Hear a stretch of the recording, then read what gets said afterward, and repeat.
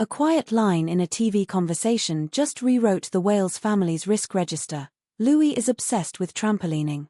It sounded charming in Prince William's chat with Eugene Levy for The Reluctant Traveller, an image of a 7-year-old burning off energy in the garden at Adelaide Cottage, but it carries a very practical implication as the family prepare to shift their home base to Forest Lodge. A trampoline isn't just play kit. In British weather, it's a flying object waiting for a storm. Garden specialists routinely rank unanchored trampolines as the #1 hazard in high winds, and insurers put them in the same category as unbolted pots, parasols, and patio sets that can shear through glass or ricochet into a neighbor's car.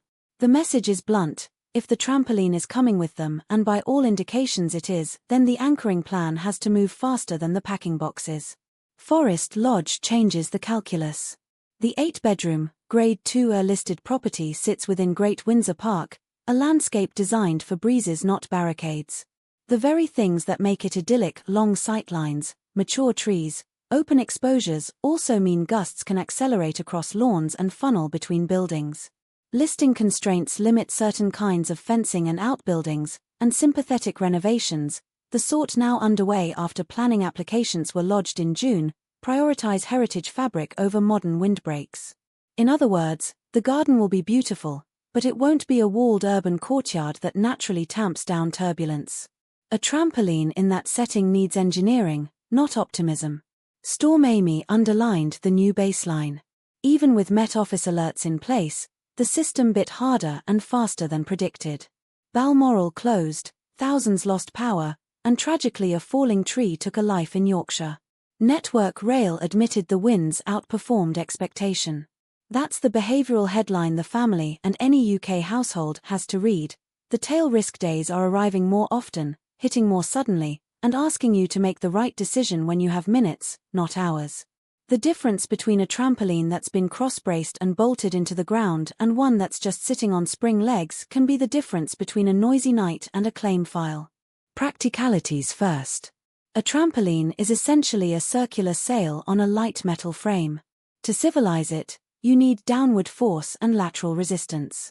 The most reliable solution combines multiple elements: spiral ground anchors at evenly spaced points around the perimeter, heavy-duty ratchet straps that triangulate to those anchors, a discurted frame, remove any decorative fabric that catches wind, ballast bags placed over the lower frame ring, and, where possible, a wind-permeable safety enclosure rather than a dense net. In exposed gardens, additional protection comes from location. Placing the trampoline on the leeward side of a substantial building, hedging, or a mature hedge and fence combo, with the jumping mat oriented so the prevailing wind crosses rather than lifts it. If the property's listing rules restrict new structures, dense, deep hedging becomes the tool that pleases both the conservation officer and the Beaufort scale. Then there is the decision tree for yellow, amber, and red warnings. Yellow, reduce surface area, remove the safety net and any accessories, check strap tension, and add ballast. Amber, strip netting, add extra straps, move portable items out of strike paths, lock gates to keep curious feet away, and pre-position a socket wrench and gloves for rapid breakdown. Red, disassemble the mat and springs entirely, lower the frame to ground, secure pieces together, and bolt or chain to ground anchors or a fixed, permitted point, e.g., a concreted eyelet, on the least visible side of the garden. Families often balk at disassembly, but the time you save by keeping the trampoline ready to jump is small compared with the time you'll lose if it goes airborne and you're dealing with shattered glazing or a neighbor dispute. The Waleses are famous for planning. A laminated, color-coded prep sheet by the garden door would be perfectly on brand. Insurance is the other part of this story. Claims directors have been warning for years that movables are silent liabilities. Large pots, barbecues on wheels, children's goalposts, and yes, trampolines are uninsurable missiles in a gale if they're not secured. Policy language won't always say trampoline, but the duty of care is there. Bolt it down, or move it inside a shed or garage. If the item is too large, it must at minimum be anchored and placed in the most sheltered part of the garden. The Wales family live in the public eye, but the physics and the policies apply exactly as they do in Reading or Rotherham. Take reasonable precautions, document them, and react promptly to warnings. If a storm scatters debris, photograph the setup before cleanup to show anchors and straps were in use. That's not being paranoid, it's being prepared. Forest Lodge's layout will help, if used intelligently. Period houses often have service yards, carriage courts, or sheltered utility areas screened from principal facades by brick walls or deep planting. Those are natural storm cradles for vulnerable kit. The design team already working on minor external and internal alterations can quietly integrate weather-resilient features that respect the listing. Unseen anchor points concreted below grade with discrete caps, removable eyelets set behind hedging, storage benches with heavy lids that double as ballast. None of this reads visually, all of it performs when the pressure drops and the gusts arrive. Landscaping choices matter, too. A belt of mixed, dense evergreen hedging with staggered heights will filter wind better than a single, uninterrupted row. A living windbreak is a conservation win and a risk management asset. Child safety shouldn't be eclipsed by weather talk. Trampolines are excellent for balance and strength, but injuries cluster around predictable edges, multiple jumpers, unsupervised flips, and uncovered springs.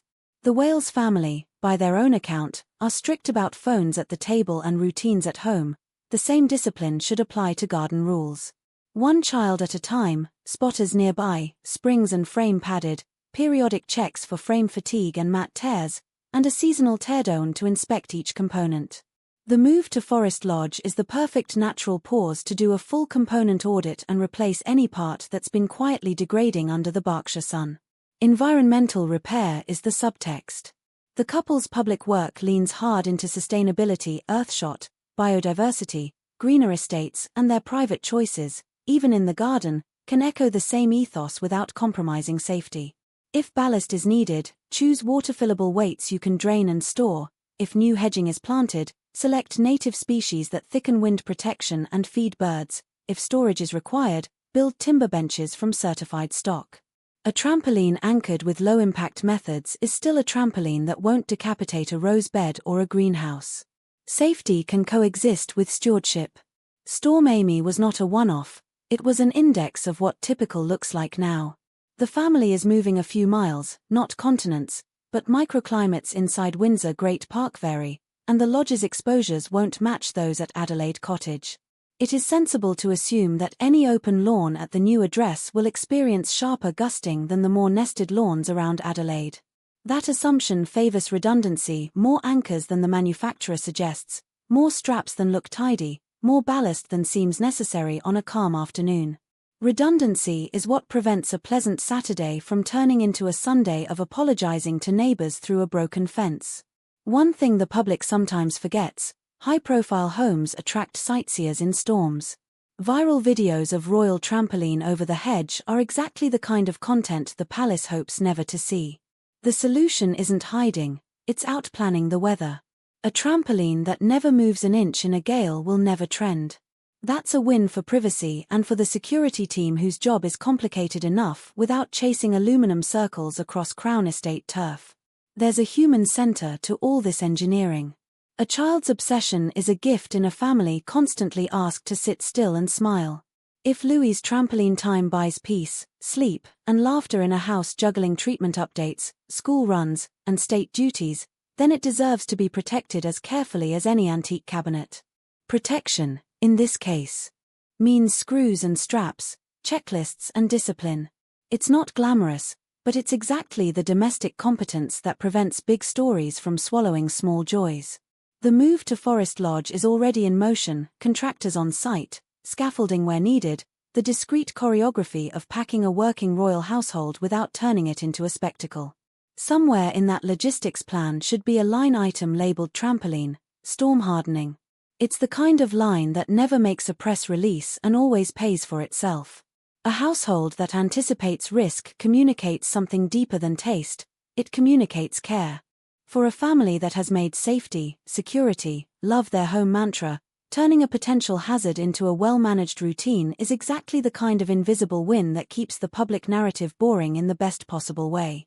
If you've handled a garden trampoline through the UK's recent run of storms, what anchoring kit actually worked, and what turned out to be marketing, drop your hard-won tips below. Practical knowledge beats theory when the gusts hit at 2 a.m. And if you want more deep-dive pieces that take the small domestic details seriously because they're the ones that keep families safe, Like this video, subscribe, and hit the bell so you don't miss our next update on the Wales move and the quiet systems that make royal life run without drama.